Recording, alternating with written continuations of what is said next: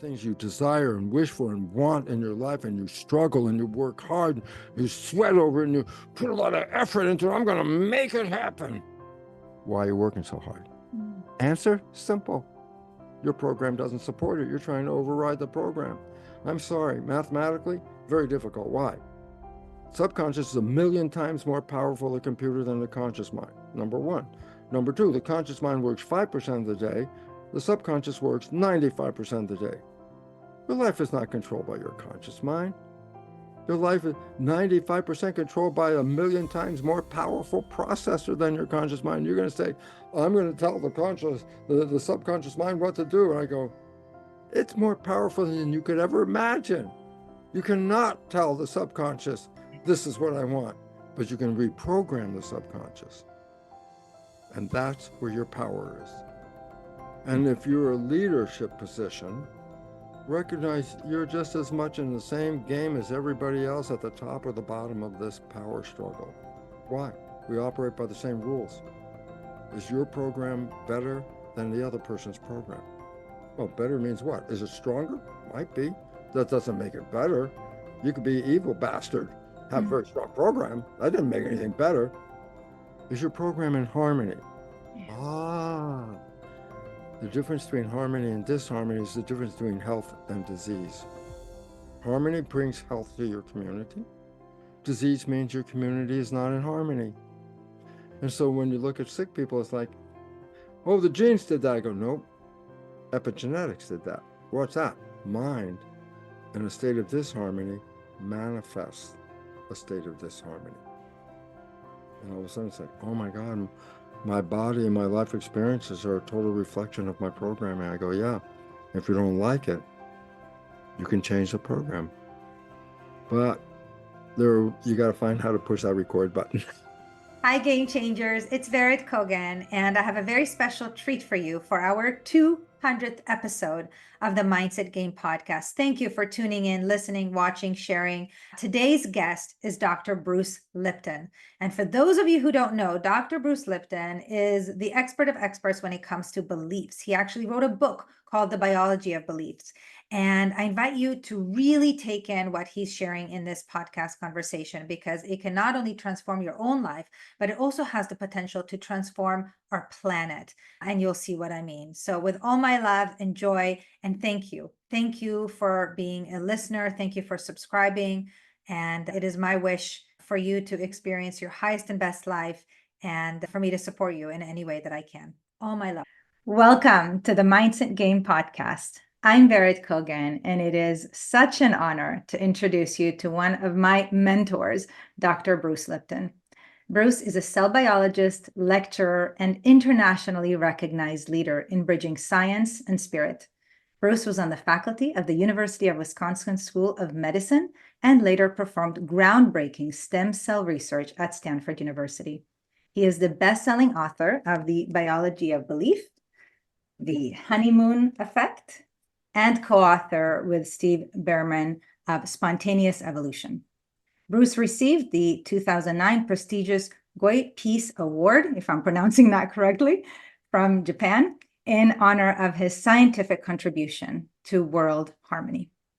On a personal note, I mentioned that Dr. Lipton, I consider you, Bruce, a mentor, although we really haven't met very much in person, just very briefly at an event recently. I call you a mentor because you've had a profound impact on my life, on the work that I do, on the work that I plan to do. And I thank you for all that you've given to humanity. I think that Peace Award is very, very well earned. And I thank you. I've just been honored to be a recipient of information from the universe. As a scientist, of course, the idea is to study the nature of the universe, and as a biologist, the nature of life. And the things I learned through this research have radically transformed my entire life. And I also realized this: the information I acquired is in complete contradiction to the information most people have been programmed with. And all of a sudden it says, well, this is why the world is over here and I'm over here, because it's a different way of thinking. And your community to me is very important, Vard. It's important because These are people that make a difference in our world through their activities. And if we would all get on the same page, the world, you want to get to the very conclusion? People think when you die, you go to heaven. I want to change that whole story. You were born into heaven. This is where you came to create. When you're out of your body, you lose this ability of this machine, this virtual reality suit that takes your spiritual consciousness and turns it into a manifestation. And the point about it is, oh my goodness, if this is heaven, then how come it doesn't sure look like any heaven that I know? Because it's not looking that good right now. And there's a scientific insight. And when you understand the scientific insight, you can radically change the character of your own life, but more importantly, as leaders, changing the character of the followers that you have. And it's an important job for us as leaders.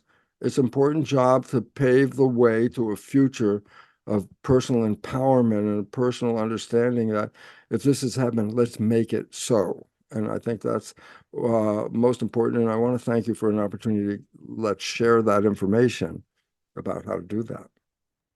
Thank you, Bruce. And so let's get right into what's happening in the world. We all know there's a great deal of chaos, and there's a impending what we know to be a sixth mass extinction event. And that I've heard you say, and I've read what you've shared around the fact that this is a natural step in the evolution of humanity rather than a tragic end to a broken planet. And I would love for you to clarify for us what you mean by that, how from an evolutionary standpoint, we are exactly where we need to be. Yeah. Evolution is a process of evolving, becoming more organized, developed, and using our creativity powers. We've gone through a history, and that civilizations have come and civilizations have gone. And it's based on the fact of the beliefs that are carried by a civilization. And we started with beliefs that were actually wonderful because the indigenous people that were here 10,000 years ago lived in an understanding that we live in a garden and that we are here to maintain the garden. The garden seemed to disappear as we got more spiritual. Then we were living here because of some God somewhere else, and whatever, this is where you study to see if you're worthy to go to the good place, you know. And so spirituality took over and material world was irrelevant. Matter of fact, it was considered to be damned. And then there was a movement back into the material world. Actually, it was the Protestants that brought it back because the Church of Rome was the one that said material possessions are bad and they're not good for you. I always love it because they would say, then give us your material possessions. And they held on to it. Nobody had anything, but they had everything. And the idea about it, that was possessions were bad because they would take your eye off the prize, which was to do well and die and go to heaven. The Protestants had a little different take on it. They said, well, wait a minute, maybe material possessions are a gift from God if you're doing well. Then all of a sudden, it's not evil, but it's a blessing. And so material came back as, well, it's not so bad to have something. And then the line crossed when Darwin came in, because Darwin took away the role of spirituality and said that our evolution is based on material things, which turned out to be the genes. And when you understand the genes, then there's no reason for spirituality. You're a genetic machine and you're programmed, and genes are programs, and your life is programmed, and blah, blah, blah. And here we are living out these programs, and the civilizations change. Because the previous civilization was called Judeo-Christian monotheism, where the church ran the rules of civilization. And I always love it because they wore the black frock. And I say, then after Darwin, science has come in to rule the civilization. They wear the white frock. I love that because it's like black and white, man, is totally, we're in a different world over here with the sciencey stuff. But we bought new beliefs. And the new beliefs said that the old beliefs were not adequate. And therefore we canceled that civilization, started this one. And I go, so what's this one? It's all based on the material possessions. How do you know you're doing well? How much material do you have? And I love it. Think about it. We live in a world where people are gathering so much material, they actually have to rent storage places to store my material because I got a lot of material. And the idea was, did that bring you happiness? I said, yeah, the intention was it would bring you happiness, but not necessarily doesn't show up as happiness because rich people are just as upset with their lives and their families and their communities as anybody else, even without the money. It's not the possessions, but we bought into it. And the possession interest has led to an expression of Darwinian theory, which was actually from a guy, Thomas Malthus. And I say, well, who was Thomas Malthus? Well, he was a philosopher. And he came up with an idea. He said that plants don't reproduce at the rate animals reproduce. Plants reproduce what is called arithmetically. In other words, a farmer gets 1 bushel of crop from his farm this year. And if he works really hard, next year he get 2 bushels. And if he really, really works hard, the next year he get 3 bushels. The more effort he puts in, the 1, 2, 3.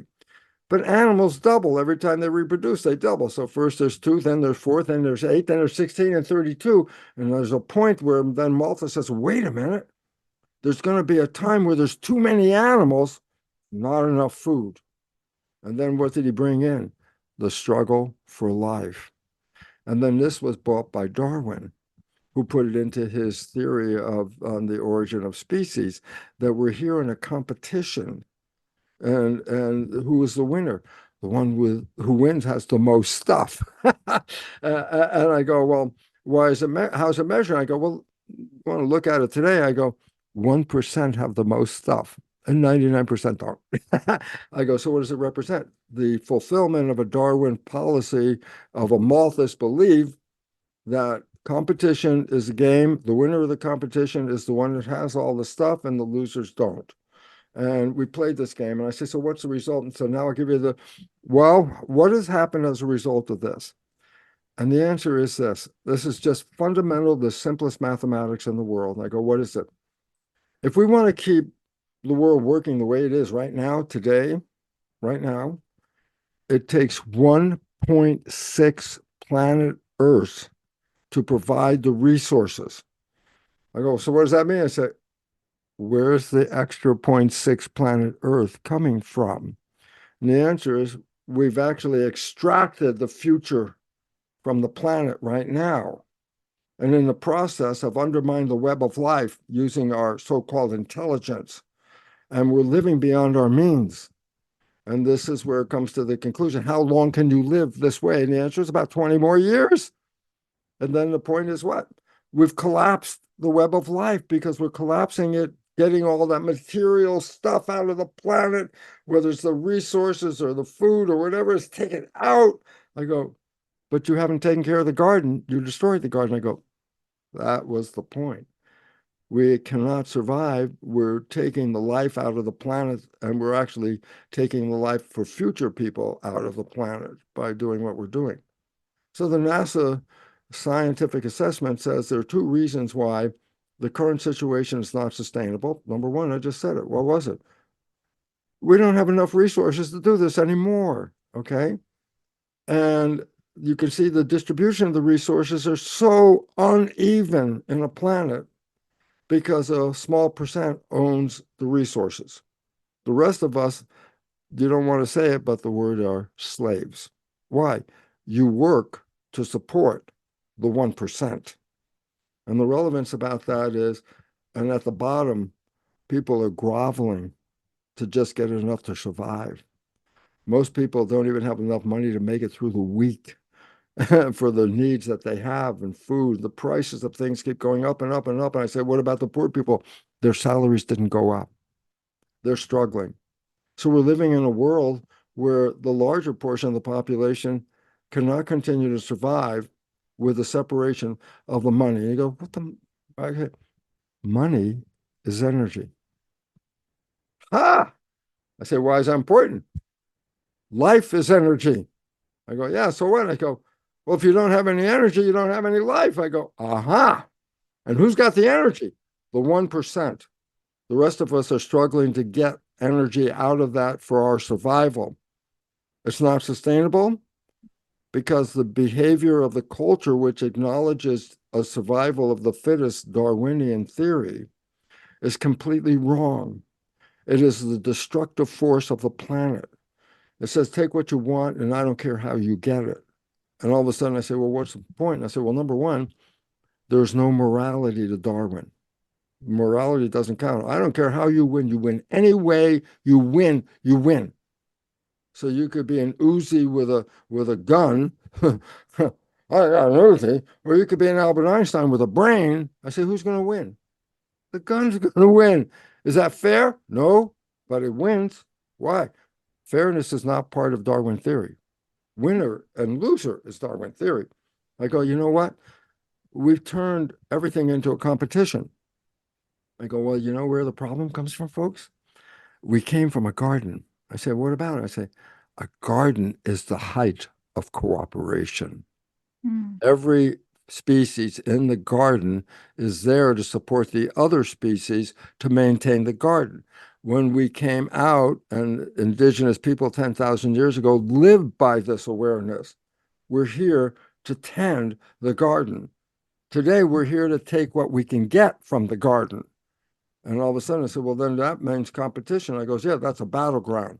This world is a battleground competing for the resources of this planet with the fear there's not enough. Okay? And I go, so what's the point? A garden is the height of cooperation. It's the complete opposite of competition. So I said, you want to come back to the garden? Then we have to what? Cooperate. With what? Each other and nature. We've undermined nature in our greed to get stuff. Yeah. It's like, no, you can't do this. And that's why there's a date. The future is coming fast. Why? It's just mathematics. If you don't have that extra 0.6 planet, how long can you live on borrowed planet? And the answer is about 20 years. And if we don't change, civilization is going to disappear.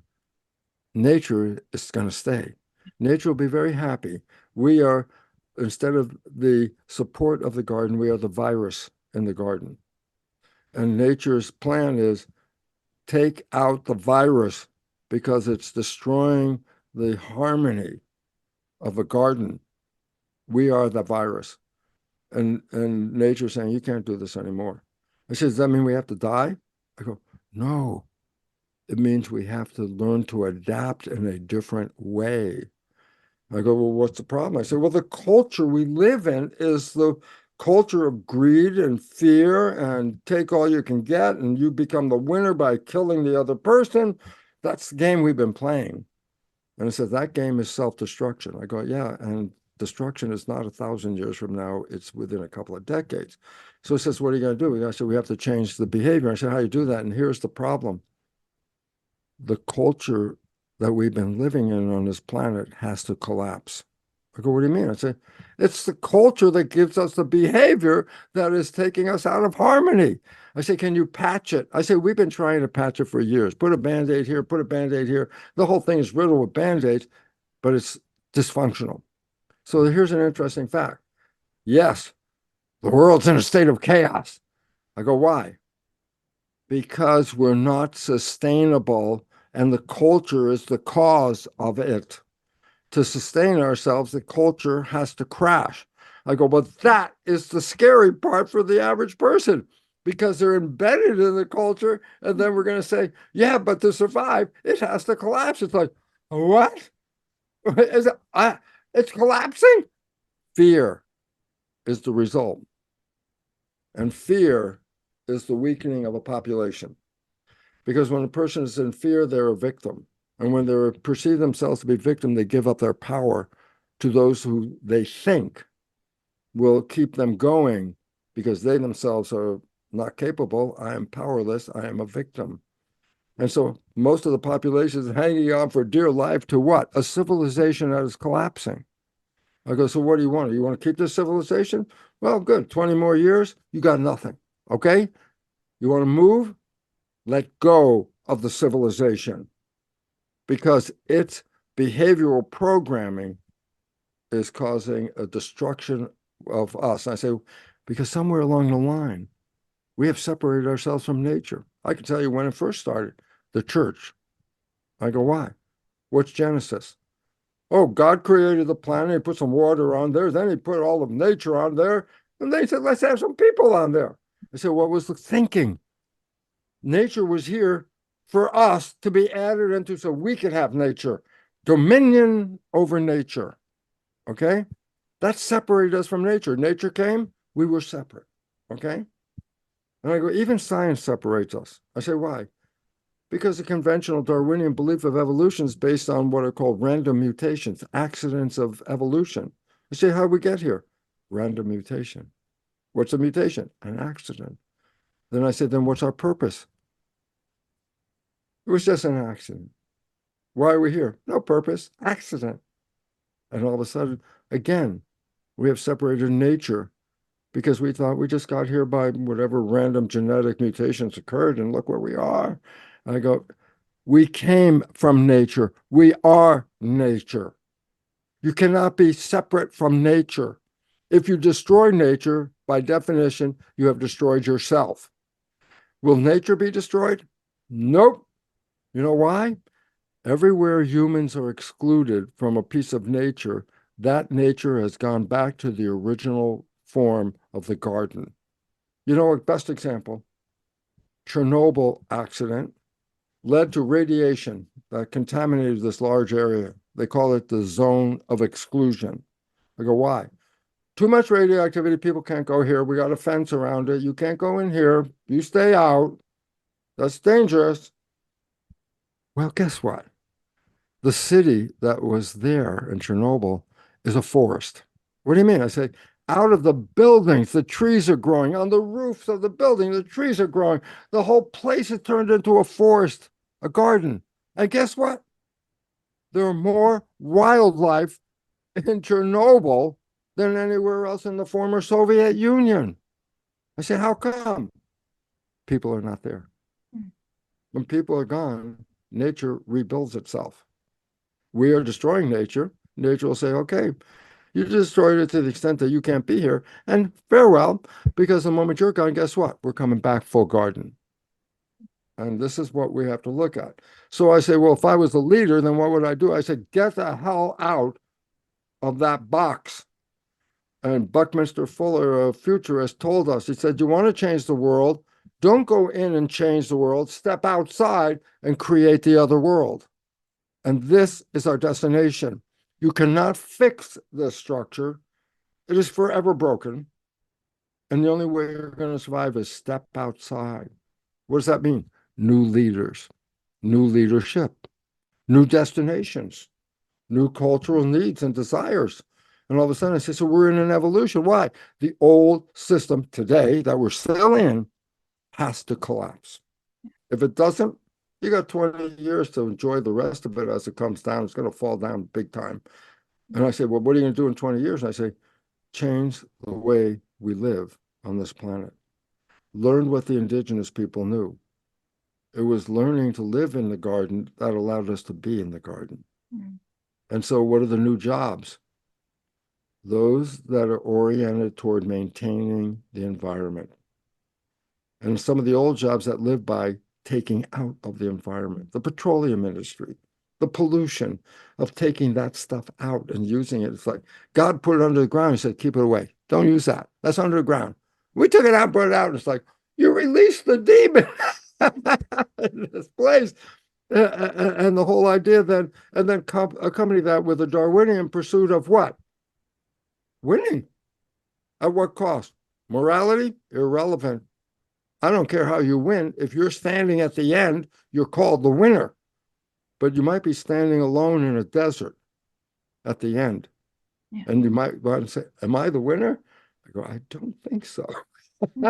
Where's the winner? Those who are living in the garden, those that maintain a garden, those whose consciousness is in harmony with the world around them, those whose consciousness recognize that each human is a cell in the body of an evolving organism that is trying to make its head come up here. It's called humanity. A human body is 50 trillion sentient cells. And I say sentient cells because every function that's in your human body, eyes, smell, taste, touch, movement, all that, every cell with a nucleus can do the same thing. We have not acquired any new behavior since the cell with a nucleus express its behavior. Everything the cell does is what we do, okay? And the point is, why don't we be looking at how for 1 billion years cells have come together to live in community? That a healthy human with 50 trillion sentient cell citizens can be healthy or can be sick. So what's the difference? It's the management. We used to say it was the genes. I go, so what was the story? Oh, genes control the character of my life. I say, did you pick the genes as far as you know? You don't like the character? Can you change the genes? Oh, let me tell you this. Genes turn on and off by themselves. Oh, wait a minute. Then my life is not under my control. It's under control of my genetics. Yes. Then all of a sudden I say, oh my God, I'm a victim of heredity. Whatever is running down it has taken away my power. I am now disempowered by same thing. I have cancer. Yeah, genes cause cancer. The cancer gene turned on. Hello, biological front line, going to tell you something. Sit still for a moment. Here it is. There's not one gene that causes cancer. Cancer is caused by disharmony in the system. The so-called cancer genes are only engaged when the organism is out of balance. This is very important for women because they have been programmed with a belief, yes, genetic determinism, genes control the character. Oh my God, there's a breast cancer gene. Oh my God, if I get the breast cancer gene, I can get the breast cancer. The fear ruins that person's life because underneath all that consciousness, there's a fear. I can get breast cancer. I can get breast cancer. I go, the breast cancer gene doesn't cause breast cancer. Half the women with the gene never get the cancer.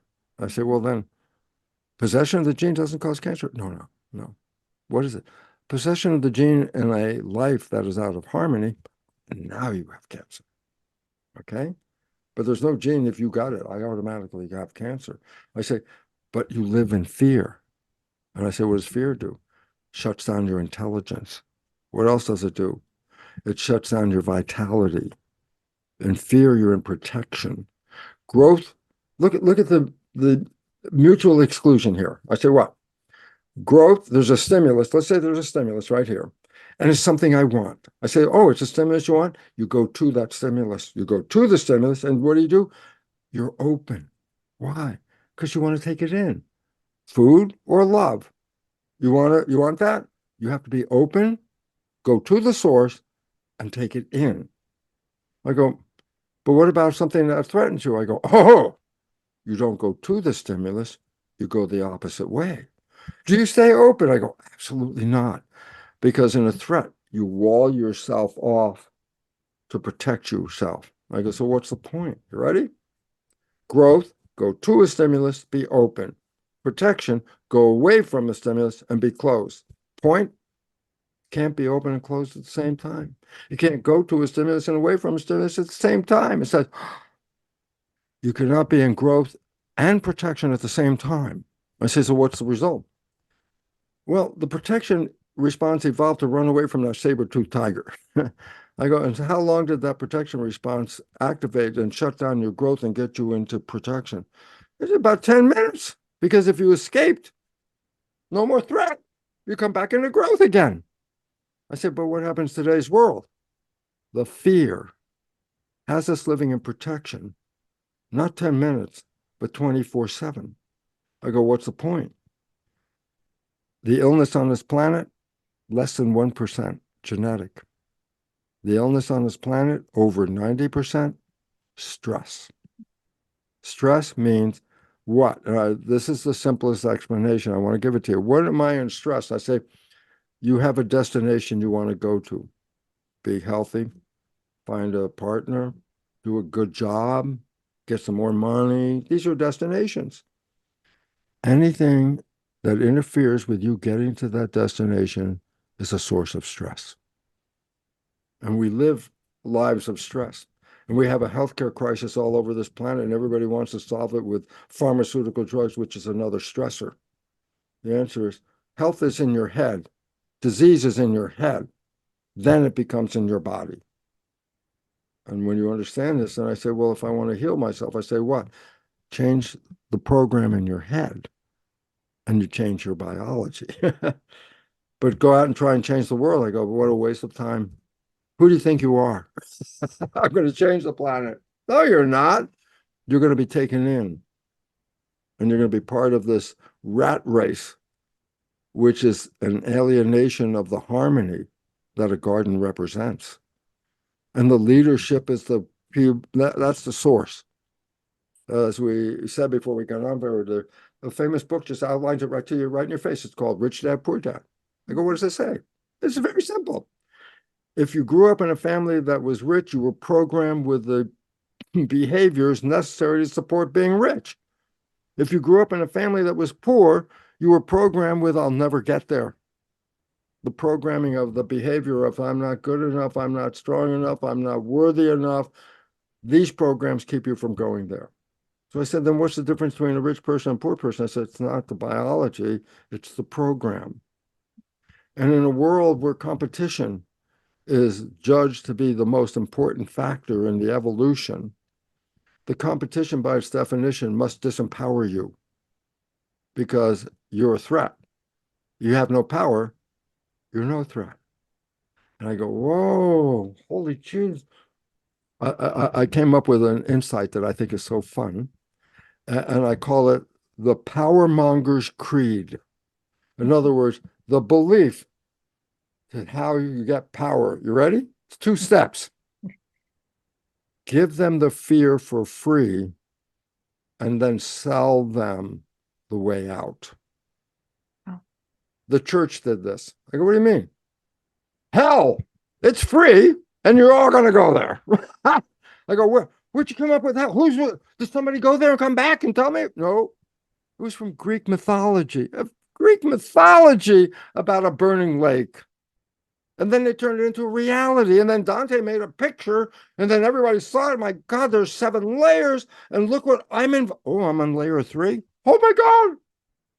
So they give you the hell. That's free. You can have as much hell as you want. Oh, you want out? That costs you 10% of your salary. It's called tithing. And what are you going to do? We're going to tell you how to get out of hell. I say, I have to pay you to get out of hell. And I say, yeah. You gave me hell for free, but I have to pay to get out? I go, yeah. Oh, that's ancient history. I go, no, how about a couple of years ago? COVID. You're all going to die. You know what? The virus didn't kill all people. It selected. What do you mean? Healthy people had a flu. Compromised people whose health was already compromised got hospitalization. I go, what was the point? They were already compromised before the virus got here.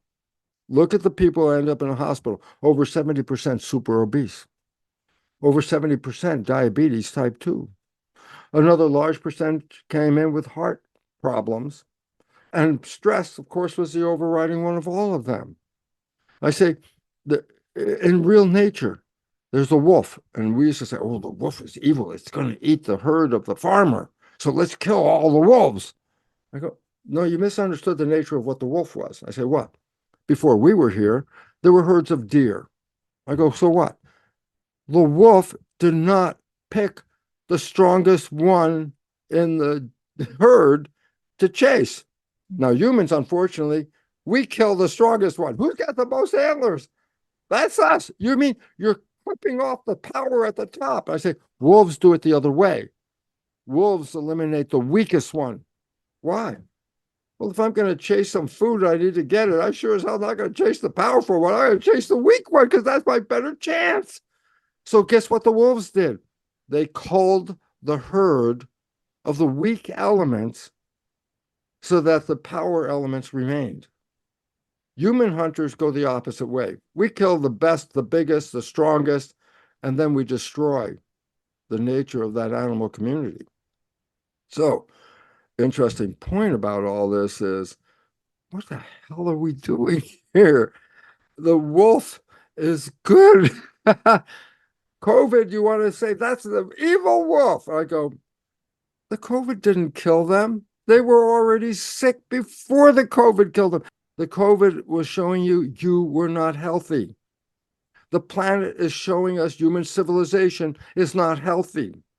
In both cases, the resolution is to get rid of the problem. Us. Oh my God. Nature is telling us. NASA has confirmed it. You got about 2 decades to get your story back together here. So we don't finish destroying ourselves in the process. And who's going to do it? Well, the common people are the common people. They take the messages from the people that put themselves higher up. And if you're in the higher up, then you have to recognize whatever you're saying is affecting those people down there. I said, well, what are you saying? I said, watch the news. I said, why? It's all fear. Fear. What is fear? Oh my God, I'm going to die. Oh my God, I'm a victim. Oh my God, who's going to take care of me? And you gave up your power to the one who promised they will take care of you.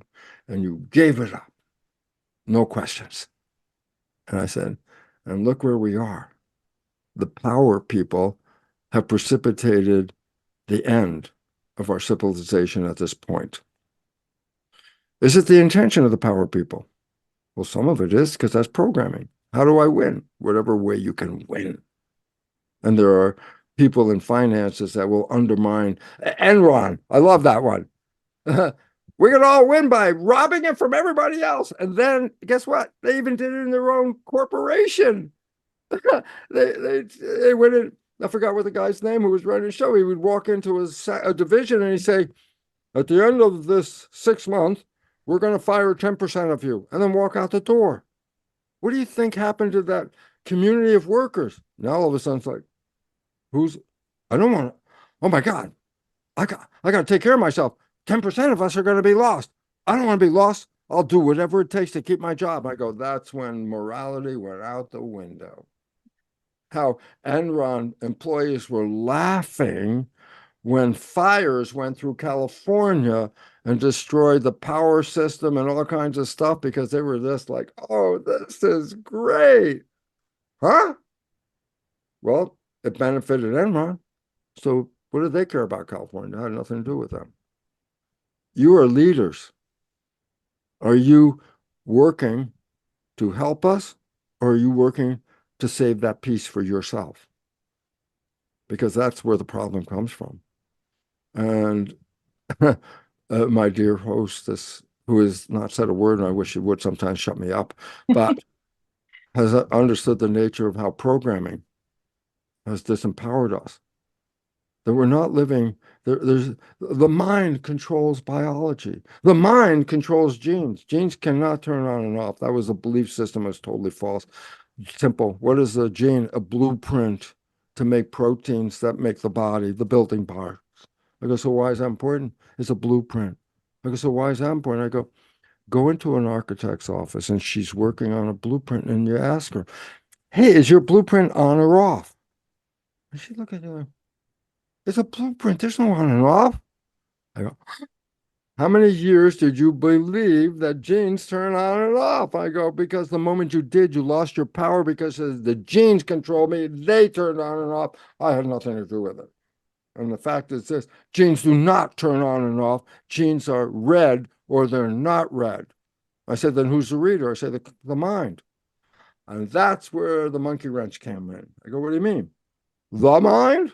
Oh, no. There are 2 minds. And they have different functions. And I said, what are they? I said, the most recent evolution of the brain, right behind your forehead, is called the conscious mind. I said, what's the nature of the conscious mind? Creativity. What is it you want? Imagination, wishes, desires. What's your conscious mind? I want to be happy. I want to be healthy. I want to be in love. I want to have money, blah, blah, blah, blah, blah. That's happy wishes and desires. And I go, what's the other mind? I go, well, the brain is a computer, so we start with that. I go, so what? I say, if you understand how the computer works, then you understand how the brain works. I go, why? I say, well, first thing is this. Old days, you buy a new computer, you bring it home, plug it in, push start, the screen lights up, it's booted, ready to go. I say, let's do something. He said, I can't. I said, you just bought a brand new computer. What do you mean you can't do anything? Oh, first I have to put programs in. Then I can use the computer. I go, oh, a child's first 7 years of life is putting programs into the mind, into the subconscious. The subconscious is a hard drive. The conscious is creative. Subconscious hard drive with programs. Where did you get your programs? Watching your mother, your father, your siblings, watching your community. I said, what do you mean? The first 7 years of your life, your brain is in a state of hypnosis. No questioning, no nothing, not even just downloading whatever you saw, whatever you heard. That becomes a program. I said, where'd you get them from? Other people. I said, do you think those other people answered your wishes and your desires? Did my mother and father have my wishes and my desires? No, absolutely not. But I downloaded their behavior. I downloaded my community. I said, why did you download this? The answer was this. How many rules does it take to be a member of a family? And how many rules does it take to be a member of a community? When you start to realize there are thousands of rules, I say, then how does an infant learn the rules? Because they got to step into the family and they got to step into the community. And I just say, can't go to school. They're not ready for school. Their brain is not ready for school, but they need the programs. Nature created the first 7 years download. You're in a state called theta, which is hypnosis. So I say, then the fundamental programs in your life, in your subconscious programs, came from other people. I go, yeah. And you reach a little sidebar. 60% of those programs are disempowering, self-sabotaging, and limiting in their beliefs. I said, oh, so I download a program, sabotage with bad program. I go, it's in the subconscious. Then I give you the truth. The mind is running your life. But there are two parts, the conscious and the subconscious.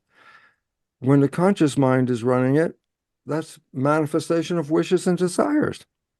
When the subconscious mind is running it, it's whatever the program is that you got. Disempowering or empowering, those are the programs.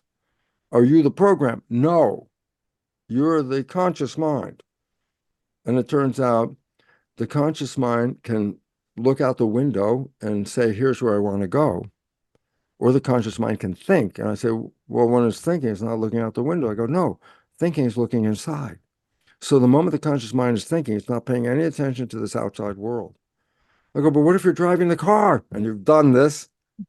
You're driving the car and all of a sudden you start thinking, well, when I get to this place, I'm going to get this and I'm going to get this and get this. And then you look out the window and go, I haven't paid attention to the road for the last 5 minutes. And I say, so what were you thinking about? Oh, I was thinking about going to the store and getting this and this and this. And I said, then what was on the road while you were thinking this? You go, I have no idea. Why?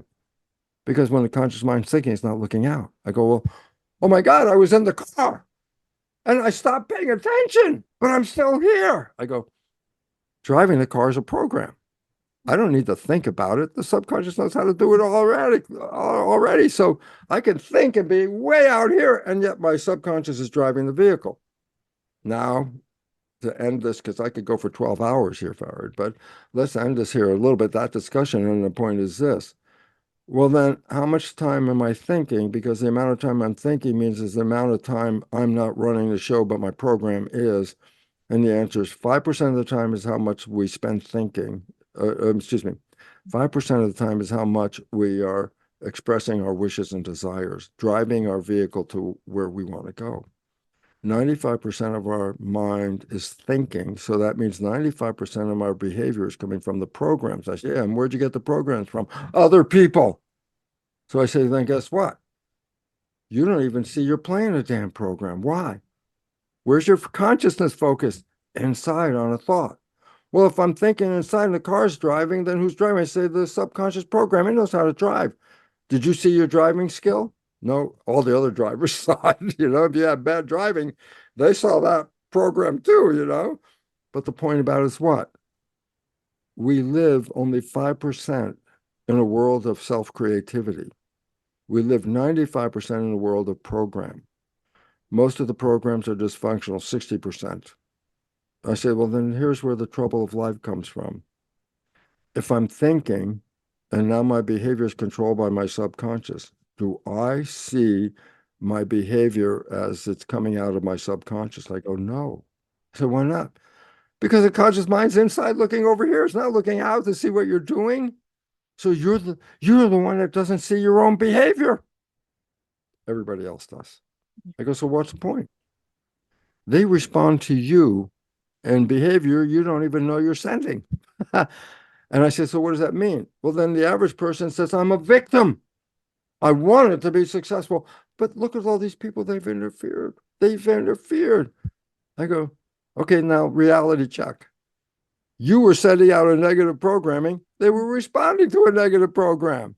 You didn't see you were involved. That put you in a position of victim. They did it. It's the wake-up call of the world, folks. We generate the behavior that other people respond to. And you don't see that behavior. And if you've heard of my lecture a couple of times now, Barrett, I use the same story. I say, you have a friend, you know your friend's behavior very well. You happen to know your friend's parent. One day you see your friend has the exact same behavior as the parent, so you got to offer it. You go, hey, Bill, you're just like your dad. And I tell you what you do, back away from Bill, because you already know what the answer is, because Bill's going to say this, how can you compare me to my dad? I'm nothing like my dad. And the audience laughs because they know this. I said, you didn't get it. Everybody else sees Bill behaves like his dad. Bill's the only one who says, what are you talking about? I'm not like my dad. So what does that mean? Bill's completely uninformed that his life is not what he thinks it is. The thinking part, that was the conscious one. The behavior part, that was the program one. He doesn't see the program. Wait. I'm ready to say this. I hope you are. Everybody hold on to your seats right now. We are all Bill. Every one of us is in the same damn program system. You go to the board meeting and you're using your conscious mind. What's that? Wishes and desires. Yes, we're going to make a company and we're going to do great for the people of the world and we're all going to succeed and we're all going to... Great thinking. Then you go from the boardroom back to your office. And now, guess what? Now your life is not coming from your wishes and desires, the discussion. Your life is coming from the program. Not good enough, not deserving, blah, blah, blah. I go, so is your life expressing your wishes and desires? I go, no, it's expressing your program. How long has this been known? That programming controls my life. I love this. Ready? 400 years. What do you mean? The Jesuits have told their followers for 400 years the truth, and nobody understood what they were saying. I go, what did they say? Give me a child until it is 7, and I will show you the man. I go, what does that mean? Just as I said, first 7 years is programming. The rest of your life is a printout of your program. And then all of a sudden I said, well, if that's true, then why don't we control the first 7 years of programming? I go, that was the beginning. Today, that program is far beyond even the Jesuits could have managed. When you see an infant who barely walk carrying an iPad, you're looking at some serious program, folks. That kid is out programmed. And the point about it is this: we need to get out of the programs and take the power back. Right. And your work, Vered, is so important because it brings this lesson to the people. And so I really want to support everything you're doing. And I think you can even tell everybody at this moment that, yes, you know about the programming and you know how to change that programming. Yes. And I am so grateful that you've shared what you shared, because the power of beliefs is really the power to create our lives, either in an upward way or downward. And so what's really important for leaders to understand in this time of chaos and these world shifts, this threshold of, this evolutionary shift, is that each of them has a choice to look within and understand what is driving their behavior. What are those programs? Are they adaptive or are they maladaptive? And to shift those behaviors that are not aligned with the kind of more harmonious collective intention for our planet. Because if we don't nurture our common garden, as you said, then things are just going to get worse. And so we each have a responsibility. And I think that we first need to understand really well what is it that we are thinking. And I know, because of your work with HeartMath, how important our energy is, what it is that we're feeding the field. So would you be willing to share with us a little bit more on the energetics of this and this the importance of having harmony in the system, whether the system is our teams, our families, or globally? Okay. Well, here's the thing that you brought up that is most important. We live in a world where we see the universe divided into two realms, a physical world and the invisible, energetic, including spiritual world. And we separate those two. And in the world of Newtonian physics that acknowledges these two realms, they say, well, the energy realm doesn't interact with the physical realm. So if you want to understand human biology as human bodies and machines, then the hell with that energy realm. Let's just focus on the mechanics of the physical world. In 1927, quantum physics shows up. And I said, what was unique about it? They said, well, they looked into the structure of that atom that was supposed to be the small physical particle of the universe. And at first, an atom was just like a sand grain of different types, okay? But then by 1895, they started saying, wait, there's smaller things inside the atom. Oh my God, there are protons and neutrons and electrons, smaller particles.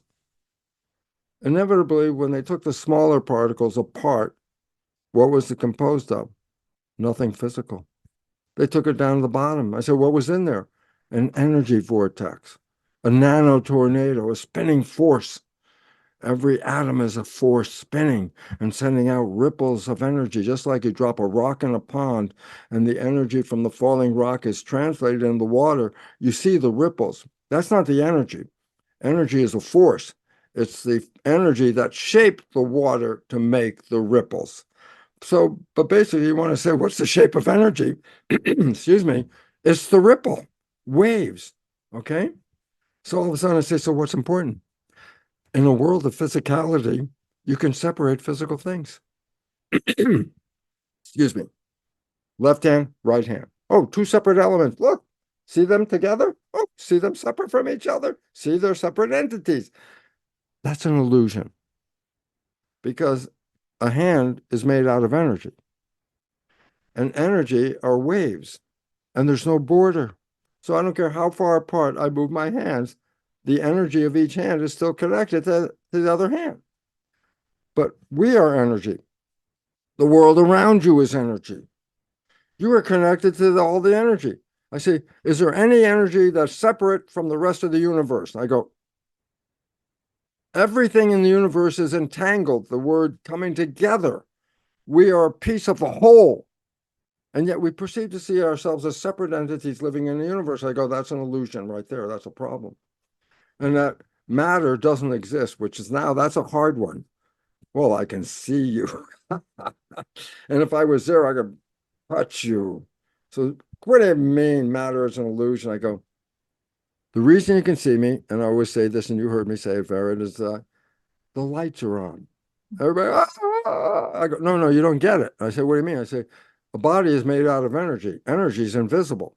Well, then how can you see me? I say, the lights are on. I go, what does that mean? I say, lights are photon particles, light particles that hit the surface of our energy and are deflected back. Do you see me? I say, no, you see a veneer of photons. Underneath that veneer, I'm invisible. I said, what do you mean? I said, look, I can use the new technology from physics, CAT scans, MRI scans. I say, scan systems. I say, yeah, they don't read light. They only read energy. I go, so why is it important? I can look through your body and I can see all the structures are in there. In what? Energy. It's energy. That's what the scan, it doesn't see matter, it sees energy. And then you say, well, wait, but I can still touch you, I can feel you. I go, an atom is a nano tornado. Let's make a bigger picture, a real tornado. I say, take your car and drive across the field and go through that tornado with your car. And the answer is, you'll never be able to do it. I say, why?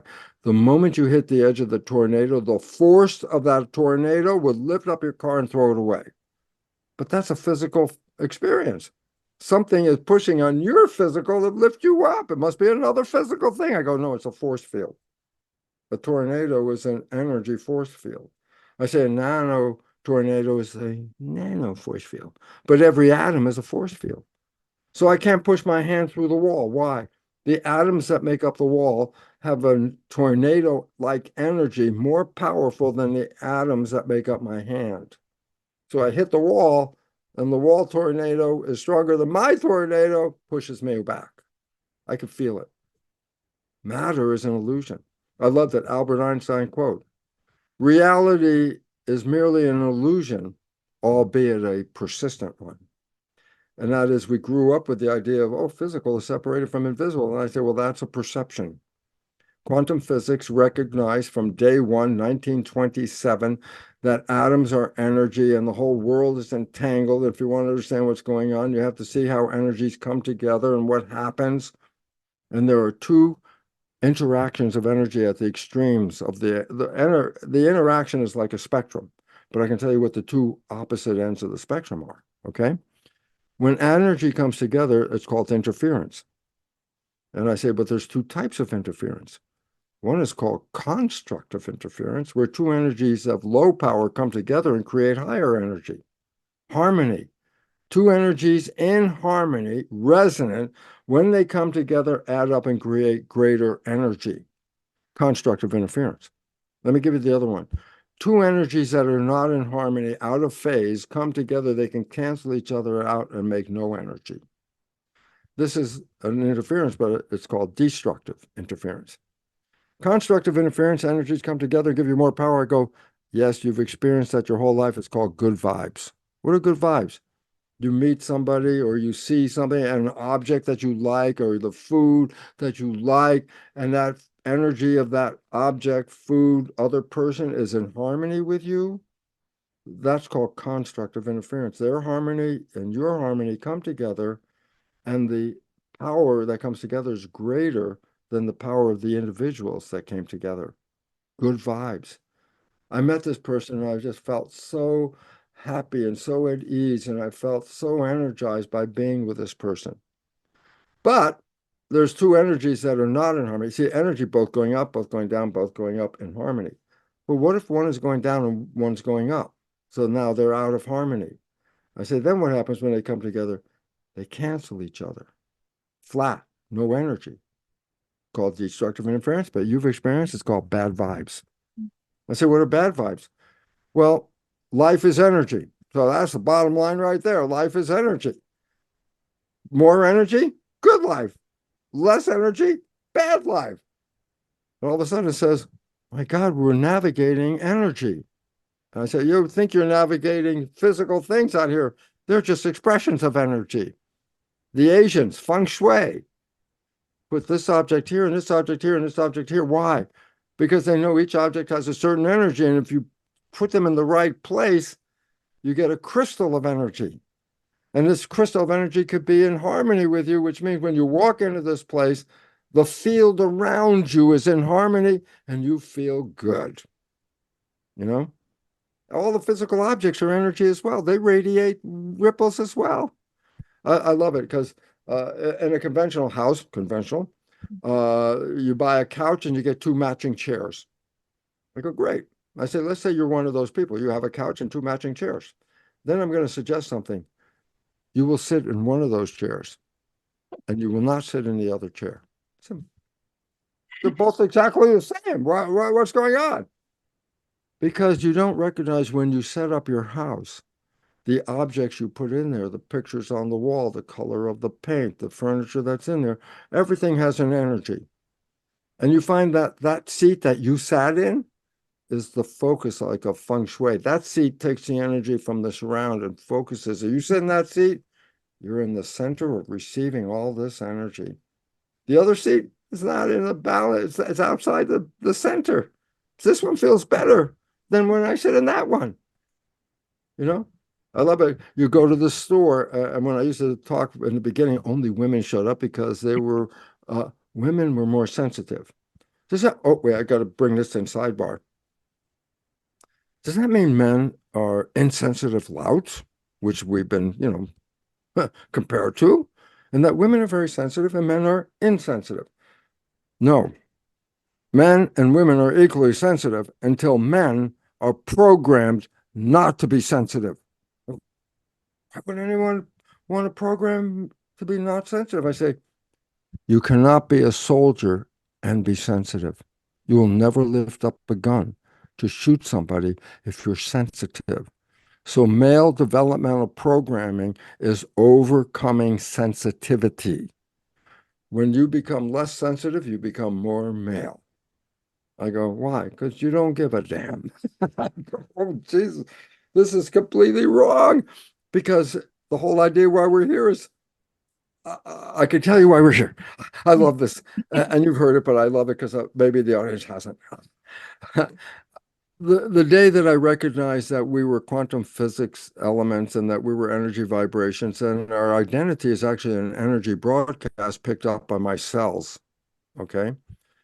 I recognized, oh my God, I'm an energy field. The energy field is always here. The physical body comes and goes.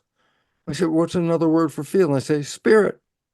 Each of us is a receiving energy spirit. No two people receive the same signal. That's why we can't exchange our cells with each other. My cells have my identity. Your cells have your identity. You put your organ into my body, my immune system goes, whose cells are these? Are foreign. Who are they? Get rid of them. Okay? So you have a personal identity. You receive a personal broadcast. So I recognize, well, each of us is receiving a broadcast. It's spirit. But then I said, well, wait a minute. If I'm just a spirit, then why do I need a physical body? And it was at that moment I said, oh my God, what did I asked myself, why have a body? Why not just be a spirit? And the answer came from the 50 trillion cells under my skin. And the answer welled up. And I recognized, I refer to them as Jewish comedian cells. I go, what does that mean? I go, well, the joke is Jewish people answer a question with a question. I asked the question, why have both a body and a spirit? Why not just be a spirit? And the cells answered with a question. If you're just a spirit, what does chocolate taste like? Now, that's a deep thing. Easy to say, but you got to understand the depth of it. I said, what is it? Taste came from the body's cells that translated the environmental thing you just ate into a vibration called taste. The vibration is sent back to source. So my source knows what chocolate tastes like. It knows what love feels like. Okay? And all of a sudden it says, well, wait, then this is a virtual reality suit. I say, yes, when you get into this suit, you have sensation. I go, oh, sensation. I could feel it. I could smell it. I could taste it. I can touch it. I go, yeah, you've got a body. That's not the spirit. That's the device that is connected to your spirit. And your experiences are sent back to source. And that's what led me to go, oh my God, I came here to sense things. And I've been programmed to be insensitive. I said, change the program, man. Start to taste it and smell it and feel it. And if you don't like it, then don't do that one again. If you like it, do that one again and experience the world as sensitivity. And most men have lost that sensitivity. We had it, but it was programmed not to be used because it interferes with the directive of the leader that says, I want you to kill those people. Because a sensitive person would never do that. So you can't be sensitive, so we take it away. Women were never put in that situation. They're allowed to be sensitive. They enjoy the sensitivity. We don't even know what the hell it is. We're the guys. And they look at us like, well, you were so insensitive. It's like, I didn't get born that way. I was programmed that way. Can I change the program? Well, I take it back to my hostess. She knows the process of how to change your program and take your power back. That is where our destination is. This is why I'm so happy to be here on this program, because I need to inform you from a scientific point of view. You are a creator. You came here not just to sense, but to manifest. So wait, I came here to create what I like, and I get to experience what I like. You don't die and go to heaven. You were born here. You came here to create heaven. I said, but I look around. It doesn't look like heaven. I go, because your program running 95% of the day does not give you that picture. Your program is competition, stress, survival, struggle. I go, well, that's not part of heaven, but you're living it because of the program, unless you fall in love. What do you mean? The movie The Matrix is not science fiction. It's a documentary. I go, what do you mean? What's the premise? Everybody's been programmed. I go, that's not a premise. That's a reality. All of us got programmed for 7 years. What was the real interesting part? Well, if you take a red pill, you can get out of the program. I can get out of this program? I go, yeah. The red pill that science has recognized, and you already have taken it. Everybody out here, I'm sure, has taken his red pill at least once. Fall in love. I go, how does that become a red pill? Because when you fall in love, you stop thinking and you stay present. You stay mindful. I go, yeah, you only play the program when your mind is thinking. If you're not thinking, you don't play the program. Then what? Now you're creating from what? The creative conscious mind. What's your creation? Heaven on earth, called the honeymoon. Yes, blah, blah, blah, blah, blah. I meet this person 24 hours later. Oh, life is beautiful. I love my life. No matter how much blah, blah, blah. I go, what happened? The first time you stopped playing the program. And what did you get? Heaven on earth. What was the point? Heaven on earth is always here. It's your program that prevents you from experiencing it. You drop the program, you get heaven on earth. Well, you don't just drop a program, you have to reprogram a program. And I'm going to leave it because if I get into this, this is, Vered's domain to this extent, because she has experienced how to do this and how to change it and how to change her life and take her power back. So her message right now is the more critical message for you. Can you rewrite the program? And the answer is yes. But it's like a computer. As I said, the subconscious is the hard drive with programs. I go, if you want to change your computer program, can you talk to the computer? Hey, computer, change this program. You didn't change the program. How many times do I have to yell at you? Change the program. The computer will never change the program. That's not how you change a program. Oh, there's a record button. Oh, if I push the record button, then I can rewrite. Yes. And if you do that, you could take the programs that have taken you out of the heaven and put those programs in as basic programs in your subconscious. Then what?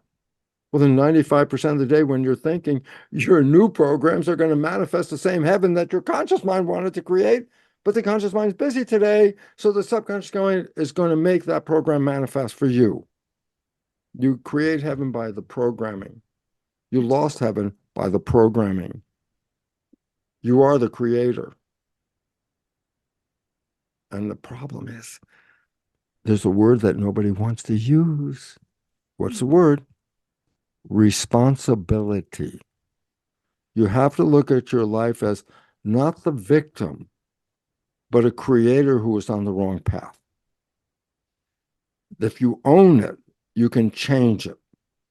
But if you claim, I'm just a victim, I have no power over this, and what did you just say? I am detached. I have no ability to change this. I'm a victim. Victim means powerless. You want power? Then change the program. That's right. Then what? Heaven on earth. I go, true story. I never believed in any of this stuff. Why? I was a science guy. I learned what you were taught. Genes control life. I did the biochemistry. I worked on the cells. But it was in my research that I saw that the cells were controlled by the environment, and the environment is the culture medium in a culture dish, which is the same as the blood in your skin-covered culture dish. Your blood is controlling your behavior and genetics. I go, it's the chemistry of the blood, the chemistry of the culture medium. I go, why is that important? Because your mind, your brain is the chemist. Okay, that's the one that releases the chemistry into the blood that goes to the cells, epigenetically controlling the genetics of the cell.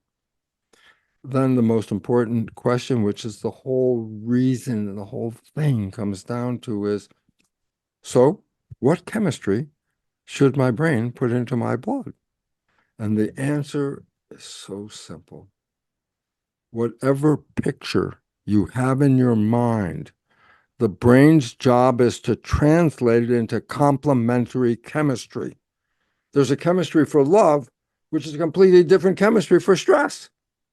I said, so which chemistry are you experiencing? So what are you thinking?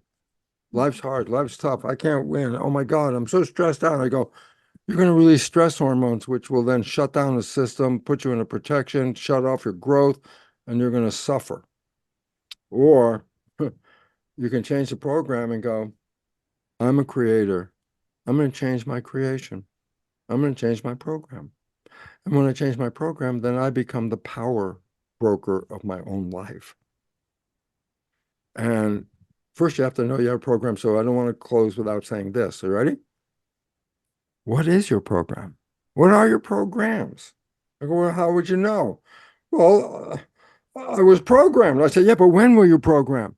Well, 3 months before I was born, the programming started, and it lasted through age 7. So then I asked this question. Hey, so, the first programs in are the more important ones too. What program did you get before you were born? You go, I don't know. I wasn't there. You were programmed a whole year from 0 to 1. Tell me the program.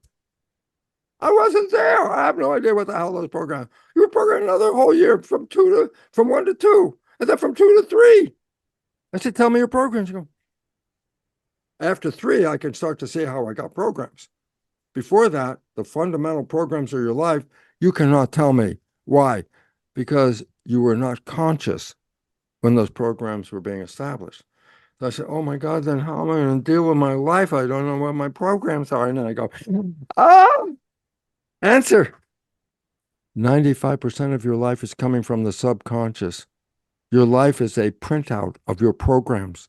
Do I have to go back to 0? I say, no, you're living the program you downloaded when you were 0. I say, how do I know what that program is? I said, look at your life. I go, why? It's a printout.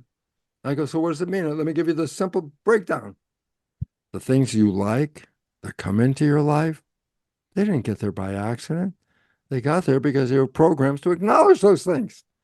But the things you desire and wish for and want in your life, and you struggle and you work hard, and you sweat over it, and you put a lot of effort into it, I'm going to make it happen.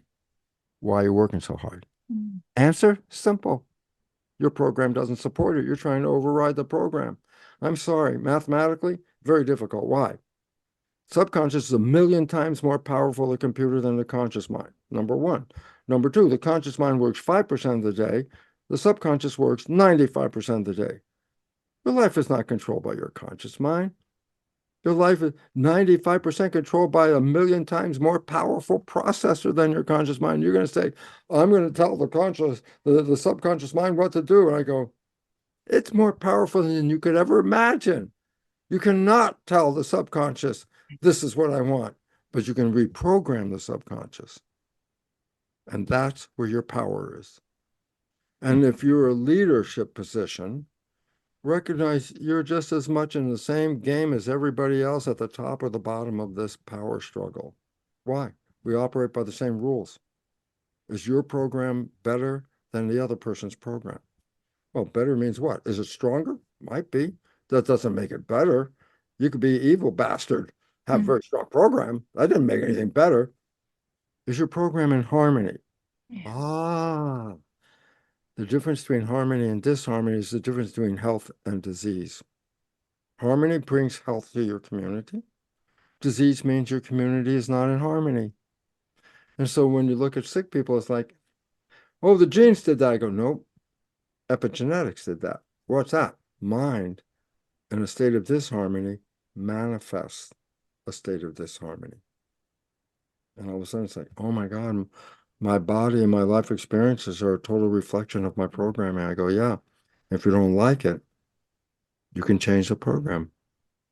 But you got to find how to push that record button. Well, here's the beautiful thing is when we realize, when we awaken to the fact that there are some areas of our lives that may be out of harmony, whether it's in our personal life, our family, our teams, organization, and of course, the larger scale worldwide, then we can choose to play the game, so to speak, consciously. I actually call that the mindset game. That's why this podcast is called the mindset game. And Bruce, as you said, it's really important as part of this to activate the heart, right? Love, it amplifies. So there's this acronym, Bruce, that we use here called play, right? To play the mindset game. P for pause. Just pause what you're doing. L for label how you're feeling, connect with the subconscious mind. Then A for activate the heart, whether it's to get coherent or use any of the other modalities to create more a state of coherence, a state of love. And then the Y is for yield. When we're in love, in unity, that all the polarization kind of dissolves. We're able to see the truth. We're able to rise up above the illusion and the polarization to be able to have a more objective perception, and from there to make our decisions. So we're not making them from fear on either side of that dichotomy. And I think that what's really important, as you've said in this conversation today, is for leaders to become conscious of their programming. Because if there is something that is out of harmony, if there's something that they want, but they're struggling, as you said, to get it, or they're getting it and then they lose it. It's like one of those programs where it's not sustainable. They're not quite able to sustain the positive change.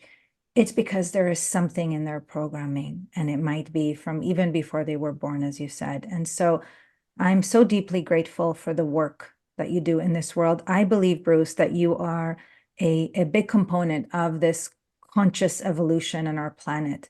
Because when you teach us about the biology of our beliefs, and when you teach us about the power of the heart, and our empowerment to be able to control our own well-being and health and the harmony in our life, then none of us are victims anymore. We can choose to be if we wanted to, but we can take that red pill. And when we know how, then it becomes a game, a fun game, actually. Absolutely. Can I give 5 minutes more? We have all the time in the world. Oh, Yes. okay. Thank I'm you. going to offer a suggestion because life is based on making choices. Do I do this or do that? Do I do what? And all of a sudden, I say, every step is, do I do this or do I do that? I say, how do you make a choice? How do you select which one? Well, let me just go back for a second and say, most of us took a course in math called algebra. And that's where all the equations get convert very long to the x to the square of this, multiplied by this, subtract this, blah, blah, blah. It could be a very big equation. But in algebra, you were given an opportunity to reduce equation to the smallest size. Okay, that was an exercise. And if you remember that, at the top, you put the big full equation, and then you do step one and reduce it a little bit. Then you do step two and you reduce it again a little bit. And by the time you, let's say 4, 5, 6 steps at the bottom, you've got the smallest version. Each step takes an awareness of the mechanism to do that step, the process, okay? When we want to make a decision, and I really want people to understand this, very critical. When we make a decision, we do the algebra in our head. Okay, give me the positive side of this. What's the negative side? How does this affect this? How does this affect this? You get to the bottom of your lineage, and then you get to that bottom line. You say, I make the decision. I go, if you were in that course and you took your exam and you made one mistake anywhere in the middle of that reduction, the bottom line was wrong. Okay, one mistake, a perception that you believe, oh, this is good. And then you say, oh, wait, maybe it's not good. But you made the decision because I said this was good. But maybe your decision was wrong. Maybe it was bad. I said, well, how will you know? I said, well, you're going to follow through this. You're going to make a decision. And then guess what? It's based on how accurate you were in the process. So I said, yeah, that's where thinking gets really convoluted. It's like, how should I answer? What should I do? What should I do? Let me think of all these details. I go, let me give you a great suggestion. Do that. That's good. It's an intellectual exercise. Yeah. I can see the positive. I can see some of the negative, blah, blah, blah. Don't make a decision based on that. Because here's where you make the decision from your heart. I go, why? The heart doesn't give a damn about the detailed steps. The heart reads energy. It reads vibration. So it says, this vision that you're holding, what's the vibe? It doesn't say, how can I reduce this down to the steps to make sense of it? The heart just says, is there more energy or less energy in making this decision? This is the most accurate assessment in making a decision, as I said, because any mentation that said, well, this is good or this is bad, this is good or bad, it's based on an experience, and the experience may be off. And if one of the branches is off, then the answer is off. But it's not off when you come to the heart, because the heart doesn't care about the individual steps. The heart just says, in the conclusion, did I get more energy? The energy stay the same, or did I get less energy? The point, if I make the decision to get less energy, that would be the wrong decision, because energy is life. So I don't want to lose energy. If I see that the energy is stronger when I think about this solution, well, then I say, well, that's more life. If it's stronger or weaker, it's just, I said, well, then that decision doesn't make a difference on your life. So I say either one. So what I want you people to know is we always want to use this intellectual capacity to make a decision. I go, but it's based on your experiences. A misperception in the experience is a misperception in creating the conclusion. The heart doesn't base it on that perception. The heart bases it on energy. Does this feel good or does not feel good? I say, that's your vote right there. Okay. I got another minute one, because people are listening, I hope. I got one more minute one. Okay, here's a good one. Energy is your life source. A bank account is stored energy. Money in our civilization are energy units. You got money, you have available energy to do what you want. You got no money, you can't do what you want. So I say, well, so I'm very careful with my checkbook. I go, yeah, I just don't write checks, I said, oh, very what beautiful hair you have. I'm going to give you $5 because that hair is very beautiful. I go, what did you get from that? Nothing. You gave away $5. That was energy. You gave away your energy. You get anything back? No. All of a sudden I said, wait a minute. What if I gave you an energy checkbook that says, before I invest in this process, what do I get back, if anything? Or am I giving away my energy and getting nothing back? I go, why? It's the same as writing a check. If you look at the energy demand of what you're engaging with, does it feed you, your family, or your community with more energy, because more energy is more life? Or if I engage in this process, I use my energy, but I don't get anything back. I say, then why are you doing it? Well, that's the way we always do things. I don't care about the way we always do things. Today is not that day, folks. Today is this. Do not engage in a process if you, your family, or your community gets nothing back from your investment. Two people can fight in a bar over who's the best political candidate, and they get heated up. A little sidebar, heat in physics is wasted energy. The anger that they create in that argument was energy that spun off, and they used it, and they got hot. And then they get angry and all that, and then they walk away at the end. And I say, did you guys change politics? No. I said, then what was the benefit of it? I said, there was no benefit. Did you use energy? Yeah, I used a lot of energy. I got real angry. I got real hot. I go, point. Why'd you do it? Well, they goaded me. And I go, it's your checkbook, folks. You write energy checks when you do things.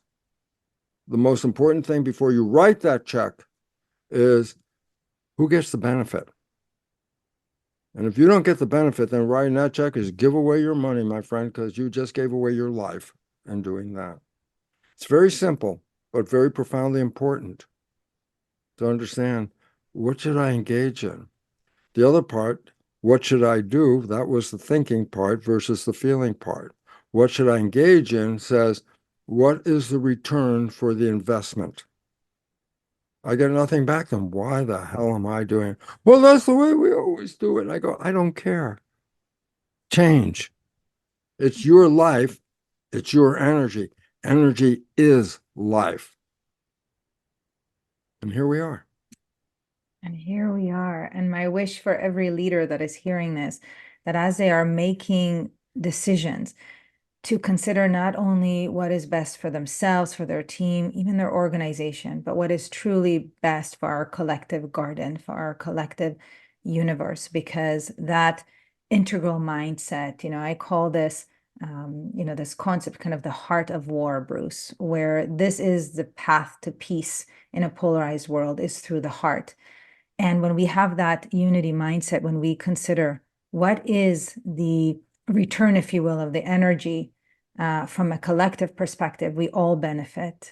You and I both know Lynn McTaggart. She's been on the show and she talks about the power of collective intention and how we each individually benefit, and of course the collective benefits. And my wish is for us to truly embrace this conscious evolution by doing our own work, right? Taking responsibility, as you said, for our own for our Don't say own. that word. It's scary.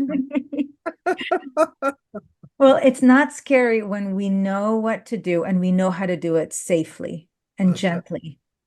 That's where your power is. It is. That's where our collective power is, and that's where our individual power is. And we can all do this. And we're when we do this together with a common intent for our world, to be able to change these beliefs that are false, these narratives that are not even true for ourselves individually and collectively in a culture, in a in a community, then we can really transform the planet. And it does start with the leaders who are able to do this first and foremost with themselves, and then with their teams and onward.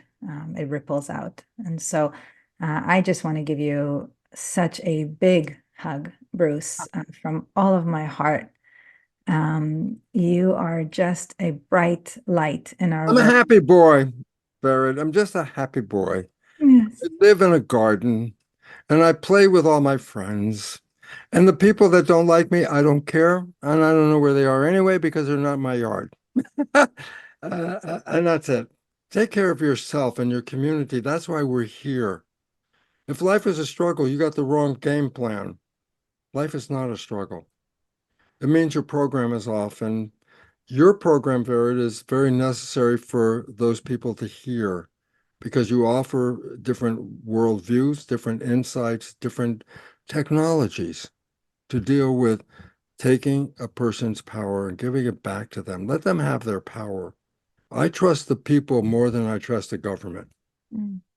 The people massively, the whole planet wants the same thing. They want to be happy. They want to be healthy. They want to live in a safe environment. They want to have love. These things. I go, almost the whole world wants that. But you'll find some leaders don't care about that. Yeah. And the rest of us, unfortunately, being followers, have taken their vision and manifested the hell that we're experiencing.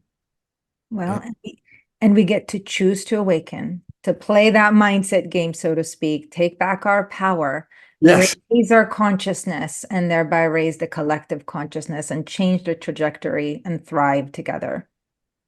Bless you for that and bless you for your efforts to awaken this population to the power that they hold and the influence that they share in a sense of empowering others or disempowering others. You got to be careful about that one.